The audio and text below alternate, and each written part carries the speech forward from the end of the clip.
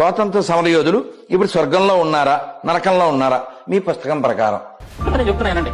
భగత్ సింగ్ ఉన్నాడు. భగత్ సింగ్ ఎక్కడికి వెళ్తాడు? హిందూ మత గ్రంథాల ప్రకారం భగత్ సింగ్ రాసినటువంటి వ్యాసం ఒకటి ఉంది. ఏం చెప్పండి దాని పేరు చెప్పండి. Why I am a హేతిస్ట్.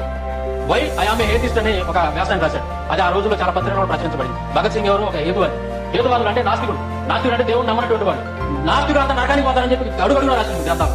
మరి దీని ప్రకారం ఎక్కడికి వెళ్తారు చెప్పండి? హిందూ మత ప్రకారం, హిందూ మత గ్రంథాల ప్రకారం నాస్తికులు అంతా నరకానికి పోతారన్నాడు. అలాంటి భగత్ సింగ్ ఎక్కడికి వెళ్తారు చెప్పండి? హిందూ మత గ్రంథాల ప్రకారం వర్ణాశ్రమ ధర్మాలు పాటించినటువంటి వాడు, అంటే శూద్రుడైనటువంటి వాడు, బ్రాహ్మణ, క్షత్రియ, వైశ్య ఈ 3 వర్ణాలకు మాత్రం సేవ చేయాలి. అంతే తప్ప అతను రాజపరిపాలన చేయకూడదు. ఈ 3 వర్ణాలు పై వర్ణాలు చేసినటువంటి పనులు అతను చేయకూడదు. కేవలం సేవ చేయడానికి దేవుడు సృష్టించాడు, బ్రహ్మను సృష్టించాడు అని చెప్పి చాలా స్పష్టంగా ఉంది. ఆ కావాలంటే రిఫరెన్స్ నేను చదివిస్తాను.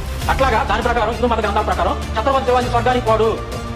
వర్ణాశ్రమ ధర్మాలు పాటించలేదు కదా, వర్ణాశ్రమ ధర్మాలు పాటించలేదు కదా. పాటించలేదు అని అంటే ఎక్కడికి వెళ్తాడు? నరకానికి పోతారని రాసింది మీ గ్రంథాలు. మరి దీని ప్రకారం ఎవరు ఎక్కడ పోతారు? ఛత్రపతి శివాజీ కానీ భగత్ సింగ్ కానీ ఎక్కడికి వెళ్తారో మీరే చెప్పాలి.